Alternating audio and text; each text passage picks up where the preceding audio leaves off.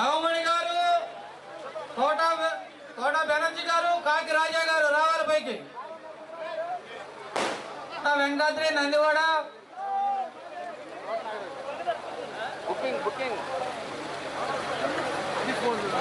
బాలాజీపాలి వారు,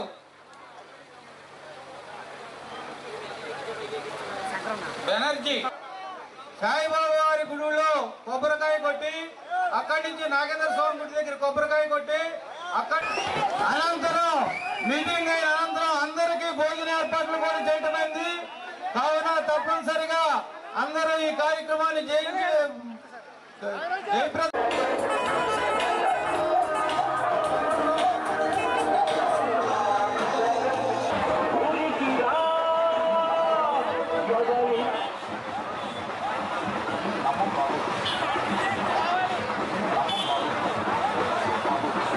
బీసీ నాయకులు ఆ పార్టీ నుంచి ఇవ్వడలేక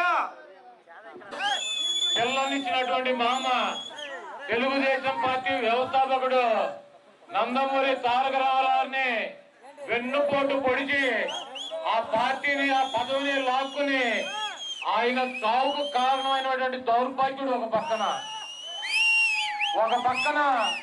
ప్రజలను నమ్ముకున్నటువంటి వ్యక్తి అయితే, ఒక పక్కన అధికారుల్ని, పోలీసుల్ని, వ్యవస్థల్ని, పక్కన ఉన్నటువంటి పార్టీలు కాళ్లు పట్టుకోవడానికి కూడా వెనకాడినటువంటి దొంగ వాగ్దానాలు చేసినటువంటి దొంగ ఒక పక్కన. ఈ రాష్ట్రంలో పెళ్ళం పిల్లలతో బతకడానికి ఒక ఇల్లు కట్టించుకోలేనటువంటి పరిస్థితి, తినడానికి 2 పూటల పిల్లలకి భార్యకి తిండి పెట్టలేనటువంటి పరిస్థితి, వృద్ధులుగాను పెంచి పోషించినటువంటి తల్లిదండ్రుల్ని పోషించలేనటువంటి పరిస్థితి. ఇటువంటి పరిస్థితుల్లో జగన్మోహన్ రెడ్డి గారు చాలా స్పష్టమైనటువంటి వాగ్దానాలు ఇచ్చారు. వాటిల్లో ముఖ్యంగా మీ పిల్లల్ని మీరు కాన్వెంట్ లో చదివించుకున్నా, గవర్నమెంట్ స్కూల్స్ లో చదివించుకున్నా ఒక్కొక్క విద్యార్థికి అమ్మబడి అని చెప్పి కార్యక్రమంలో తల్లి అకౌంట్ కి ఒక్కొక్క విద్యార్థికి సంవత్సరానికి 15,000 రూపాయలు ఇస్తానని చెబుతున్నారు 10th క్లాస్ వరకు. అదేవిధంగా ఇంటర్మీడియట్, ఇంజనీరింగ్, డాక్టర్ మీరు ఏ చదువులు చదివించినా ప్రభుత్వమే ఫీజులు కట్టి మీ పిల్లల్ని చదివించేటువంటి బాధ్యత నేను తీసుకుంటానని చెప్పి జగన్మోహన్ రెడ్డి గారు స్పష్టమైనటువంటి వాగ్దానం చేస్తున్నారు.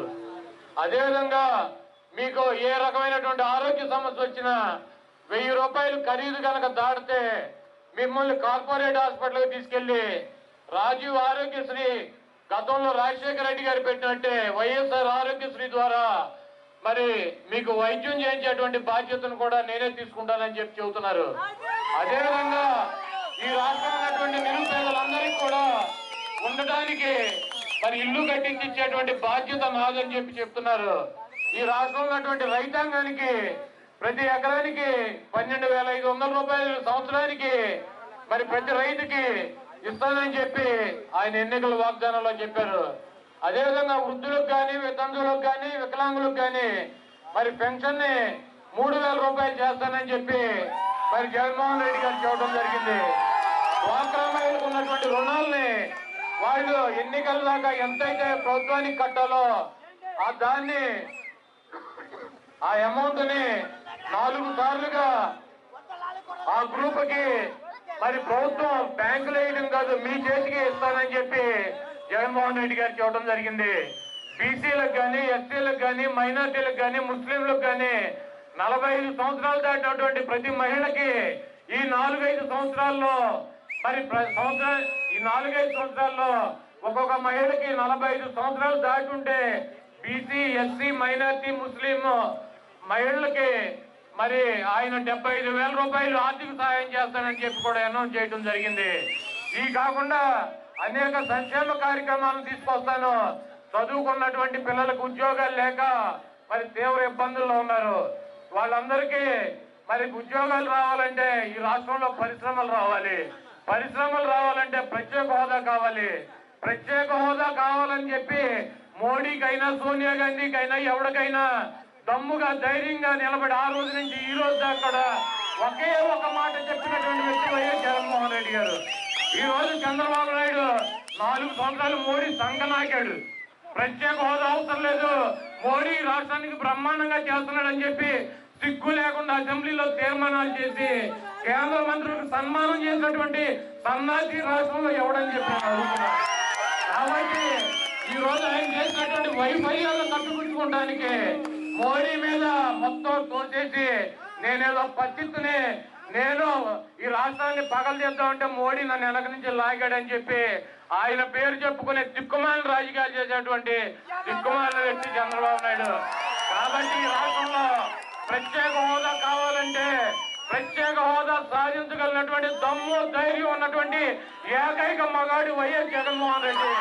కేంద్రంలో రాహుల్ గాంధీ వచ్చినా మోడీ వచ్చినా ఇంకెవరు వచ్చినా కూడా మాకు ప్రత్యేక హోదా కావాలని చెప్పి డిమాండ్ చేసి అవసరమైతే మీరు 25 మంది ఎంపీలను గెలిపిస్తే 3 నిమిషాల్లో 25 మంది ఎంపీలని రిజైన్ చేసి మళ్ళీ ఎన్నికలకు వెళ్ళి ఈ రాష్ట్ర సమస్యను దేశవ్యాప్తంగా తీసుకెళ్లగలిగినటువంటి దమ్ముగా ఉన్నటువంటి వ్యక్తి జగన్మోహన్ రెడ్డి గారు. పదవి కోసం ఆఖరి నిమిషం వరకు గబ్బిలలాగా పదవులు పట్టుకుని వేలాడినటువంటి వ్యక్తి చంద్రబాబు నాయుడు. కాబట్టి ఇటువంటి నైవంచుకన్ని నమ్మకుండా ఈ రాష్ట్రంలో మైనార్టీలు కానీ, బీసీలు కానీ, ఎస్సీలు కానీ, ఎస్టీలు కానీ, అగ్రవర్ణాల్లో ఉన్నటువంటి పేదలు కానీ ఈ రాష్ట్రంలో బాగుండాలంటే జగన్మోహన్ రెడ్డి గారికి గెలవాల్సినటువంటి అవసరం ఉంది. మీరందరూ కూడా వైఎస్ఆర్ కాంగ్రెస్ పార్టీ కుటుంబం ప్రతి ఒక్కళ్ళు ఈ 2 నెలలు నేను చెప్పినటువంటి కార్యక్రమాలు, జగన్మోహన్ రెడ్డి గారు అనౌన్స్ చేసినటువంటి కార్యక్రమాలు మీరు ఎంతమందికి అయితే చెప్పగలరో అంతమందికి చెప్పి తెలుగుదేశం పార్టీని చిత్తుగా ఓడించి ఈ రాష్ట్రాన్ని నమ్మకద్రోహం చేసినటువంటి ఎన్టీ వారికి నమ్మకద్రోహం చేసినటువంటి నమ్మక ద్రోహి చంద్రబాబు నాయుడికి బుద్ధి చెప్పాల్సినటువంటి అవసరం ఉంది. ఈ రోజు గుడివాడ నియోజకవర్గంలో కొడాలి నానిని ఓడించడమే ఇక్కడ ఉన్నటువంటి కార్యకర్త కాడి నుంచి అక్కడ ఉన్నటువంటి ముఖ్యమంత్రి చంద్రబాబు వరకు మరి ఆలోచన. ఈ రాష్ట్రంలో ఈ చంద్రబాబు నాయుడు లేకపోతే చంద్రబాబు నాయుడు బాబు వచ్చినా కూడా ఈ గుడివాడలో నన్ను ఓడించడం సాధ్యం కాదు.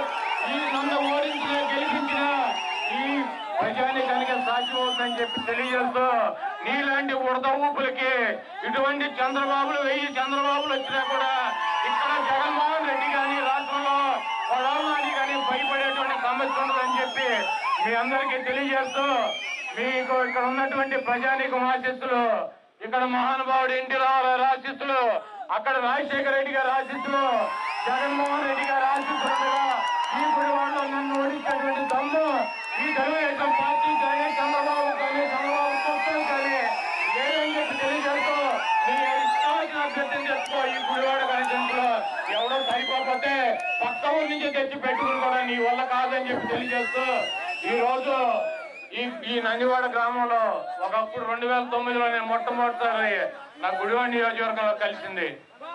ఈ రోజు ఇక్కడ ఉన్నటువంటి బీసీల మీద, ఎస్సీల మీద, చిన్న చేతగా వ్యాపారాలు చేసుకున్నటువంటి వాళ్ళ మీద, ఉద్యోగాలు చేస్తున్నటువంటి వాళ్ళ మీద మీరు కనుక నానికి మద్దతు తెలిపిన, వైఎస్ఆర్ కాంగ్రెస్ పార్టీకి మద్దతు తెలిపిన ఊరుకునేటువంటి సమస్య లేదని చెప్పి బెదిరింపులు దిగుతున్నారు. ఈ రోజు మీరు ఒకటే గుర్తు పెట్టుకోండి, భయపడేవాడిని భయపెడతారు, ఎదిరించేవాడి జోలికి ఎవడో కూడా రాని పరిస్థితి ఉంటుంది.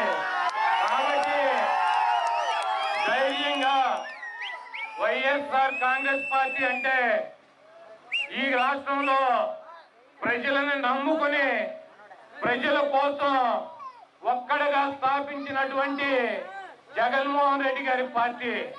అటువంటి వ్యక్తి మనందరికి కూడా అండగా ఉండేటువంటి పరిస్థితి. 2 నెలల్లో ఈ రాష్ట్రంలో జగన్మోహన్ రెడ్డి గారు ముఖ్యమంత్రి కాబోతున్నాడు. నేను మీ అందరికీ ఒకటే చెప్తున్నా, జగన్మోహన్ రెడ్డి గారు ముఖ్యమంత్రి అయితే ఈ చంద్రబాబు లాగా కులం చూడ్డం, మతం చూడ్డం, రాజకీయాలు చూడ్డం, వాళ్ళు ప్రభుత్వానికి రావాల్సినటువంటి ప్రభుత్వం ఇవ్వాల్సినటువంటి ప్రతి కార్యక్రమాన్ని కూడా కులాలకి, మతాలకి, రాజకీయాలకి, పార్టీలకి సంబంధం లేకుండా ప్రతి ఇంటికి చేర్చడానికి గ్రామ సెక్రటరియట్ నెలకొల్పి ఆ గ్రామంలో ఉన్నటువంటి 10 మంది చదువుకున్నటువంటి విద్యార్థుల్ని ఉద్యోగాల్లోకి తీసుకుని వాళ్ళ ద్వారా రేషన్ కాడి నుంచి ప్రతి కార్యక్రమాన్ని అప్లికేషన్ పెట్టినటువంటి 72 గంటల్లో మరి వాళ్ళు పెట్టుకున్నటువంటి ప్రతి సౌకర్యాన్ని కూడా కలగజేస్తానని చెప్పి జగన్మోహన్ రెడ్డి గారు చెప్పారు. తప్పకుండా ఈ గ్రామంలో 10 మంది విద్యార్థులకు ఉద్యోగాలు వస్తాయి. అదేవిధంగా మీరు అప్లికేషన్ పెట్టుకున్నటువంటి 72 గంటల్లో ఏ కార్యక్రమం అయినా కూడా మీ ఇంటికి చేర్చేటువంటి కార్యక్రమాన్ని జగన్మోహన్ రెడ్డి గారు తీసుకుంటారని చెప్పి మీ అందరికీ తెలియజేస్తూ ఈరోజు రేపు జరగబోయేటువంటి ఎన్నికల్లో తెలుగుదేశం పార్టీ అభ్యర్థి ఎవడో మనకి ఇంకా తెలవకపోయినా కూడా ఈరోజు మరి వైఎస్ఆర్ కాంగ్రెస్ పార్టీ నుంచి నేను పోటీ చేస్తున్నాను కాబట్టి ఈ అమూల్యమైనటువంటి ఓటుని ఫ్యాను గుర్తు మీద ముద్రించి అఖండ విజయాలతో నన్ను దీవించి ఈ రాష్ట్రానికి జగన్మోహన్ రెడ్డి గారు ముఖ్యమంత్రి అవడానికి ప్రతి ఒక్కళ్ళు కూడా మరి మీరే సొంత పార్టీ మంది వైఎస్ఆర్ కాంగ్రెస్ పార్టీ అంటే జగన్మోహన్ రెడ్డి గారు ముఖ్యమంత్రి అయితే మనందరం కూడా ముఖ్యమంత్రి అయినట్టే. మరి మీరు ఎక్కడ గుర్తు పెట్టుకుని చాలా క్రమశిక్షణగా చాలా శ్రద్ధగా ఓర్పుగా పనిచేయమని చెప్పి మీ అందరినీ కోరుతూ ఈ రోజు ఈ నందివాడలో తోట నాగరాజు గారు మన పార్టీలో చేరినందుకు ఆయన మనస్ఫూర్తిగా హృదయపూర్వకంగా పార్టీలో ఆహ్వానిస్తూ అదేవిధంగా ఆయనతో పాటు మరి ఆయన కుటుంబ సభ్యులు కానివ్వండి ఆయన మిత్రులు మరి రాజకీయాల్లో తెలుగుదేశం పార్టీని వదిలేసి ఈ రోజు మన పార్టీలోకి వచ్చారు. తెలుగుదేశం పార్టీ బీసీల పార్టీ అని చెప్పుకున్నటువంటి చంద్రబాబు బీసీలకు కూడా వెన్నుపోటు పొడిచినటువంటి వ్యక్తి. చంద్రబాబు జీవితమే వెన్నుపోట్లు కుట్రలు కుతంత్రాలు. ఈ రోజు ప్రతి నియోజకవర్గంలోని 5,000కి ఐటీ శాఖ దాన్ని మన పార్టీకి సంబంధించినటువంటి ఓట్లు ప్రతి నియోజకవర్గంలో 5,000 నుంచి 10,000 తీసేయాలని చెప్పి ఈ దరిద్రపు కొట్టు ఆలోచనలతో మరి ప్రజలు నమ్ముకోలే వీళ్ళు ఆ కంప్యూటర్లని సర్వేలని ఆయనకున్నటువంటి టెక్నాలజీని నమ్ముకుని ఈ రాష్ట్రంలో మళ్ళీ గెలవాలని ప్రయత్నిస్తున్నారు.